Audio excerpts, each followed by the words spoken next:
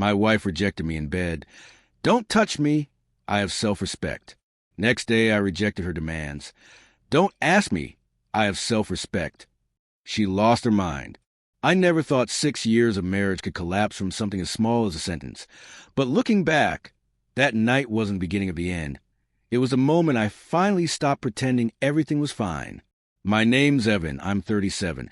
And for most of my marriage, I played the role of the steady one, the reasonable one, the guy who held everything together while my wife, Danielle, drifted in and out emotionally depending on what day of the week it was or who she had been talking to. For years, she was warm, soft, affectionate. The kind of partner who'd wrap her arms around me the moment I walked to the door, but as time went on, something inside her cooled. I didn't know when it began exactly. Maybe around the time she became close with her co-worker friends, especially a woman named Qley, the self-proclaimed empowerment queen who thought every disagreement meant a breakup and every boundary was misogyny. Or maybe it started when Danielle's mother, Linda, moved to our town and immediately began treating me like I was a guest in my own home. Either way, the warmth faded slowly at first, until moments that used to feel intimate started feeling like negotiations, and then like obligations, and eventually like walking on a frozen lake, waiting for it to crack under me. The night everything shifted, I had climbed into bed after a long day. Nothing dramatic, just work, errands, the usual grind, and I reached out to my wife. Nothing aggressive, nothing demanding. Just the gentle kind of touch married people share when they're tired, but still want to feel connected. And that's when she said it. Don't touch me, Evan. I have self-respect. There was something in her tone, that clipped, dismissive sharpness, like she was talking to a stranger who bumped her in a grocery line. I just froze. She didn't even look at me. She turned to the wall, pulled the blanket up like a barricade, and left me staring at the ceiling, wondering how the hell we'd become roommates with rings. I slept on the edge of the mattress, feeling stupid for even trying. The next morning, she strutted into the kitchen acting normal, actually humming at one point while making coffee, as if the person she'd been the night before didn't exist. She barely acknowledged me until she needed something. She wanted me to transfer $600 into her account for some essential things she wanted to order. Usually I wouldn't have blinked, because I was the one covering most of our expenses anyway. But something in me snapped. Not loudly, not dramatically, but in a quiet, still way I hadn't felt before. I looked at her and said calmly, "Don't ask me. I have self-respect." Her whole face changed, like I had slapped her. Shock, confusion, then anger blooming so fast it looked almost cartoonish. "Are you seriously throwing my words back at me?" She snapped. "Those were your words," I said, "so I figured you'd understand." She spiraled immediately, accusing me of being petty, emotionally manipulative, withholding. It was almost funny in a sad sort of way, because for months she'd been the one withdrawing every form of affection and blaming me for not doing enough. I walked out before the argument could escalate further. I drove around for a while, not to cool off, but because I needed space from the suffocating atmosphere in that house. I called my brother, Mark, who lived about 2 hours away in a quiet Wisconsin town near Lake Geneva. He's the type of guy who listens without interrupting, who gives advice only after thinking, who doesn't make everything about himself. When I told her what happened, he didn't gasp or dramatize it. He just said, "Ev, you've been unhappy for a long time. You've been carrying both of you on your back. Maybe it's time you stop." And hearing it from him clicked something in my brain. For years, I've been bending myself backwards trying to make things work, while Danielle treated my efforts like background noise. When I got home that afternoon, Danielle was sitting on the couch with her mother and Qley. I don't think the universe has ever produced a more judgmental duo. As soon as I walked in, they all turned their heads like synchronized owls. Danielle's mother spoke first, in that patronizing tone she perfected decades ago. "Evan, we need to talk about your behavior." My behavior.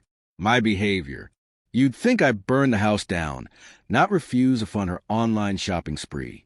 Qley added something about emotionally abusive financial control, which was honestly so absurd I almost laughed. But I didn't. I just told them I wasn't doing this intervention crap, and headed toward our bedroom. Danielle followed me, voice raised, demanding that we talk right then and there. I told her calmly, maybe too calmly, that I wasn't having a conversation with three people whose sole purpose was to gang up on me. That made her even angrier. She accused me of isolating her, which was rich coming from someone who spent more time with her mom and her friend than with me. That night, I slept on the couch. Not because she kicked me out, but because I couldn't stand the emotional tension radiating from her side of the bed. The next morning, she acted cold again, but not indifferent this time, more like she was punishing me. She made breakfast for herself and left crumbs, dishes, chaos everywhere, like I was her housekeeper. I cleaned nothing, not out of spite, but because something inside me had changed. I no longer felt the instinct to fix things for her. Over the next few days, the distance between us grew into a canyon. She stopped giving me updates on anything, her schedule, her plans, her thoughts, while demanding transparency from me. Her mother stopped pretending to like me and started showing up unannounced, walking in as if she owned the place. At one point, she asked why I was acting rebellious, like I was a teenager whose curfew she set. It became clear to me that these two, plus Kelsey whispering garbage into Danielle's ear, had created a little echo chamber where I was the villain for no reason deeper than failing to be their emotional punching bag. The final straw before everything truly blew up came one Friday night. I host a small weekly game night with my friends. Nothing wild, just cards, beers, catching up. It's the one thing that reminds me of who I used to be before everything got so heavy. I had told Danielle about it earlier in the week. She never cared before.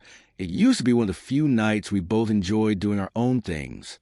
But that night, she barged into the living room with her mother and Kelsey behind her, each of them wearing expressions that could curdle milk.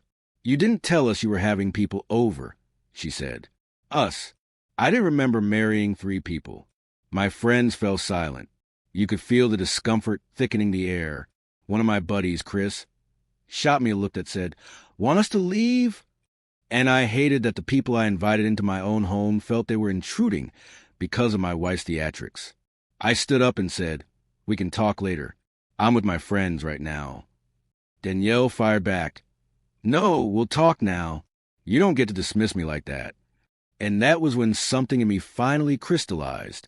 I turned to the group and said, "Guys, sorry, game night's over." They left, reluctantly, apologizing on their way out even though none of this was their fault. Once the door closed, I told Danielle, we were done pretending our marriage was fine. It was time for counseling or space. She refused counseling, said she didn't need therapy, said I was a problem. Space, then. I didn't yell. I didn't threaten. I simply said, I'm fine in my own place. Within 2 weeks, I had an apartment across town. I didn't announce it to Danielle until everything was signed. When I told her, she lost it. Not sad, not confused, furious. She accused me of cheating, abandoning her, ruining her life. I didn't entertain the theatrics. I just said I needed a home where I didn't feel like a failure every waking minute. A few days later, she suggested we take a weekend trip to talk things through. I should have said no, but naively, some part of me wanted closure. We drove to the lake cabin my brother owned. The entire drive, she oscillated between crying softly and lecturing me on loyalty, on what marriage is supposed to be, on how I'm weak for running away. When we got there, she opened a bottle of wine, then another, and somewhere around midnight, during yet another argument about how I ruined her image in front of her friends, she stumbled outside toward the dock. I followed because it was dark, cold, and she was drunk. She turned, tears running down her face, and said, I don't know who I am without you, and I hate you for making me feel this way. Then she slipped. 1 second she was standing. The next she was sliding into the freezing water. I didn't think. I just jumped in, pulled her out, carried her inside, wrapped her in blankets. She cried for hours, a raw, guttural sound that didn't sound like the woman I married. She kept saying, Don't leave me, don't leave me, don't leave me. But as I watched her break down, something inside me felt still. Not cold, not cruel, just done. The kind of done that comes from years of exhaustion finally settling in your bones. In the morning, she acted like nothing happened. She pretended we had a healing moment, like we were magically back together. But I wasn't healed. I wasn't even angry anymore. I was simply empty. And sometimes emptiness is the loudest truth. When we drove back into town, I dropped her at her house now, and told her I'd send the divorce papers soon. She screamed, cried, threatened, bargained. She said she'd change. She said she didn't mean anything she said in bed that night weeks ago. But I did. I meant it then, I mean it now. Self-respect works both ways. The day she got the papers, she sent me a long message about how I betrayed her and her family. I didn't respond. I don't think she ever truly understood that marriages aren't destroyed by one fight or one sentence. They're destroyed by years of refusing to show up, refusing to communicate, refusing to appreciate the person who loves you. And maybe it sounds dramatic, but the moment she told me not to touch her because she had self-respect, something inside me quietly walked out the door. It took my body a few more months to follow, but it did. And now I'm here, writing this, because I spent so long shrinking myself to fit into someone else's emotional chaos that I forgot what peace felt like. I remember now. I'm not going back.